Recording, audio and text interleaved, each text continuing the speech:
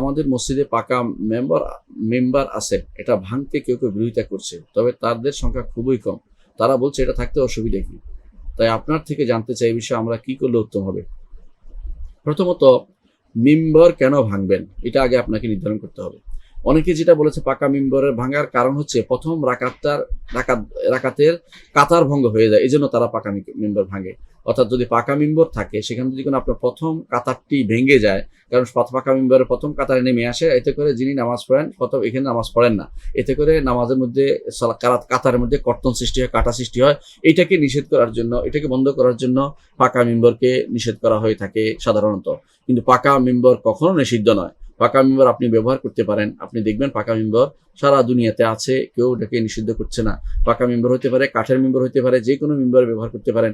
কাঠেরই হতে হবে এমন কোনো কথা বলা না। এরকম আমরা যেন এরকম না হই যে রাসূলুল্লাহ সাল্লাল্লাহু আলাইহি ওয়াসাল্লাম কাঠের বানিয়েছে, কাঠের বানিয়ে হবে এরকম না। কারণ এখন যেগুলি বানিয়েছে এগুলো সব কাঠের নয়, এগুলি আরো মোজাইক করা জিনিস দিয়ে বানিয়েছে। রাসূলুল্লাহ সাল্লাল্লাহু আলাইহি ওয়াসাল্লাম বিভিন্ন মেহরাবে বিভিন্ন মিম্বর সেভাবে আছে। তো মিম্বর যদি সেরকম তৈরি করা হয় যে কাতার ভাঙ্গা পড়বে না, তাহলে সেখানে ভাঙ্গার কোনো প্রয়োজন নেই।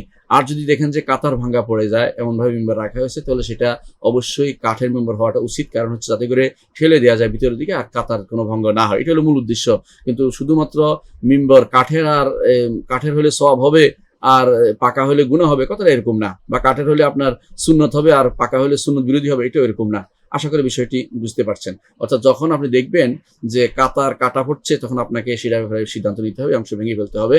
আর যদি বলেন যে না কাটা পড়ে না, বরং এটা পিছনে এটা সামনে এরকম, তাহলে সেখানে আপনাকে যথেষ্ট এটা থাকা যথেষ্ট, কোনো সমস্যা নেই। মিম্বর নিয়ে বাড়াবাড়ি না করি, যতটুকু সমস্যা হয় অতটুকুতে শুধুমাত্র সমাধান করি, যেটুকু সমস্যা নাই এগুলো নিয়ে বাড়াবাড়ি না করি। এবং শুধু ভাঙ্গা, শুধু কাঠের বানানো, এটা একটা সিম্বল না হোক আমাদের জন্য, এটা যেন অভ্যাস না হয়। আল্লাহ আমাদের বুঝার তৌফিক দান করুন।